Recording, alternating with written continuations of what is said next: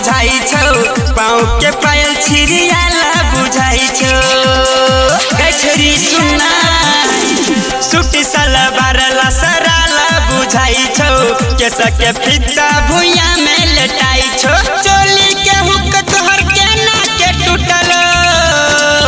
तोरा होठ के लाली बोला के चुसलक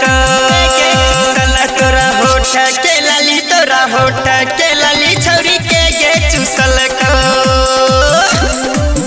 तोरा होठ के लाली छौरी के मिटलक म्यूजिक बाय संजय छलिया।